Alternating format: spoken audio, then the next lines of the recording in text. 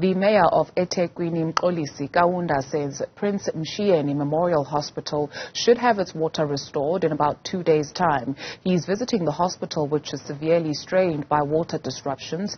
He says reparations to a burst pipe in uMlazi, south of Durban, will take about 10 days. As newsroom aFRIKA's Karinda Jagmohan is standing by to get more from the mayor.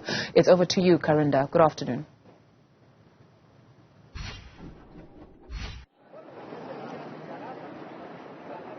Good afternoon to you, Dudu. Well, behind me is the place where the damage started that has caused the water outage.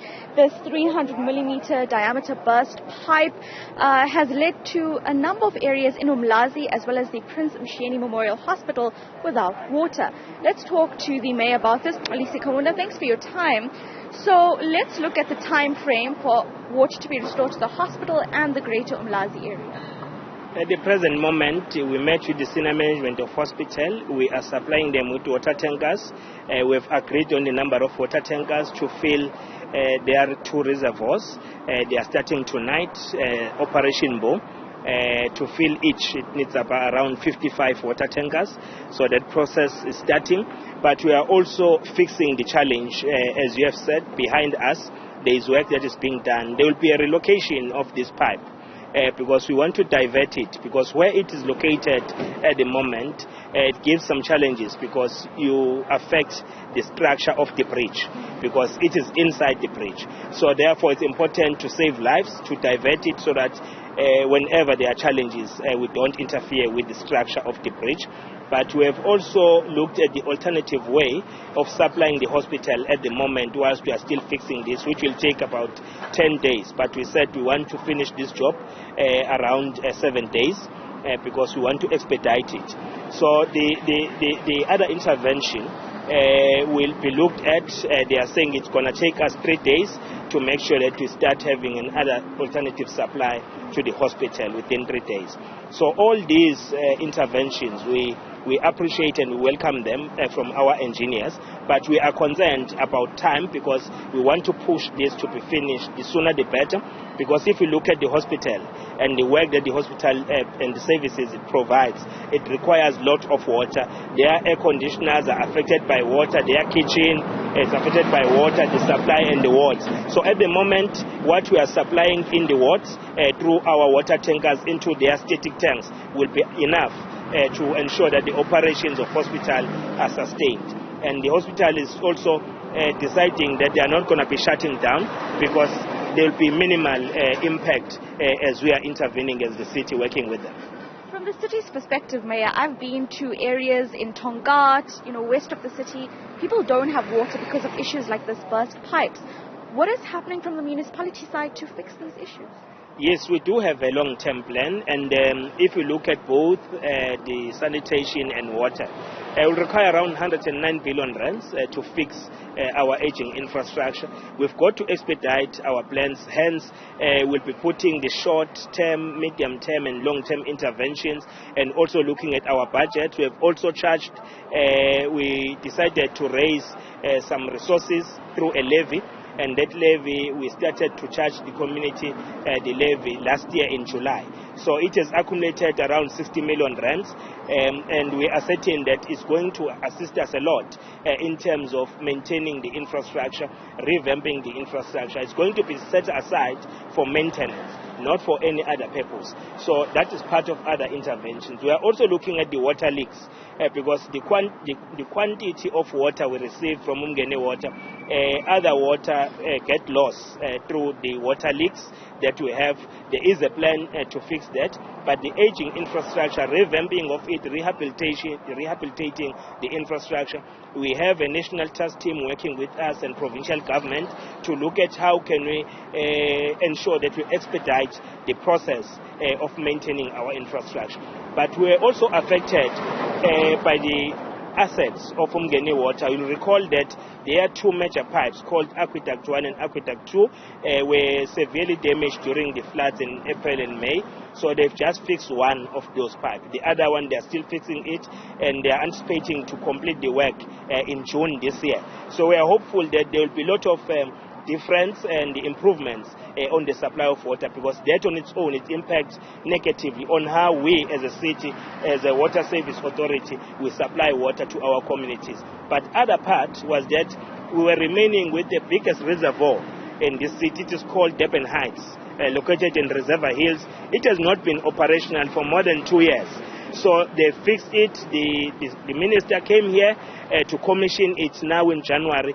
So that water is still picking up that reservoir in terms of filling the water in that reservoir. We are hopeful that that will also have some positive impact on how we supply water to our communities.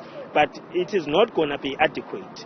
For us to deal with all the challenges on the shortage of water as a city, we need the upper uMlazi dam to be constructed.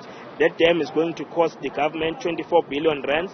National Treasury and national government has decided to give us half of that money.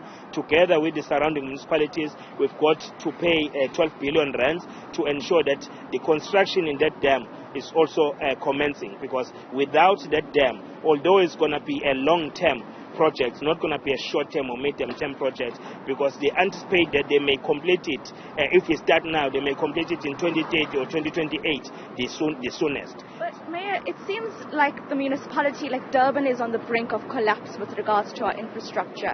And the Auditor General has criticized the municipality about the way that the municipality is spending money. What is your response to this in terms of looking at the situation around us? Yeah, let's start by saying that we note the management report by Auditor General. But we must also tell the public that we receive unqualified audit opinion. Unqualified audit opinion does not mean that the municipality is collapsing. It means that there are matters of concern that Auditor General is raising with us. The irregular expenditure is one of the matters. The misstatements is one of the other matters. So we are working on those matters to ensure that if you look at the report that we'll be presenting to the public, which has been processed by the Executive Committee, there are many people who will be taken through the disciplinary processes because they are not adhering with the legislative framework when they conduct the business of the municipality. We are going to be charging people, we are going to be firing people who are not adhering with the prescripts, because we do everything guided by the prescripts that guide the existence of the municipalities. So once you don't apply consequence management, you just remain with it as a song, you don't apply it, then problems will crop up. So we are certain that the more we discipline people, the more we train people, the more we skill them, the more we provide them with necessary tools of trade to conduct the work that we expect from them, the sooner the better. Okay, then let's be realistic about this. What deadlines do you have for example, your master water plan to be put into effect to look at the aging infrastructure across the city? That's a real issue. When are we starting this project, and what deadlines do you have to say, okay, in the next 5 years, we're going to see all of our infrastructure be revamped? No, it's not a new project. We have already started the project, but the pace in which we move with it, because it's determined by the availability of budgets. So now you talk about the municipality. Since 2019, when I arrived here as a mayor, we've been adjusting budgets. You put a plan to do 1, 2, 3, then disasters come, then you've got to reverse with the plan that you have. So you are not achieving what you've set for yourself. So 2020, COVID-19, we're locked in houses, we're unable to do the work as expected. 2021, unrest affected the plans and the budget of the city and the economy of the city. So we are now picking up from there because we understand the magnitude of challenges we have, we understand them, where they are located, and how are we going to be dealing with and mitigate in the space when we are not yet ready to revamp the infrastructure. So all these interventions, they're a package of interventions. Some are short-term, medium-term, and some will be long-term. So we can't make a promise that we'll fix everything that is happening in eThekwini within the next 5 years.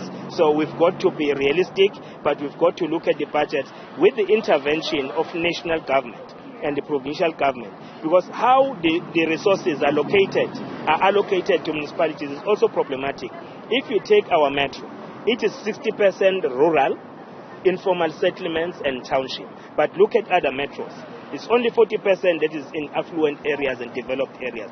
So the magnitude of work that needs to be done in eThekwini, if the equitable share is allocated based on the population only, but not also looking at how the municipality is structured, then it becomes a problem. We need resources to resolve all these matters. We need departments, provincial and national departments, to pay us, those who owe us. That is why we have started to go and shut down their own operations so that they can pay us. Some are now starting to come back and pay us because we are shutting down their operations.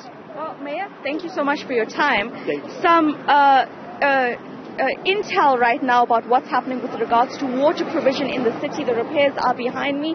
Here in uMlazi, we're looking at least 3 days for water to get back to the hospital, 10 days.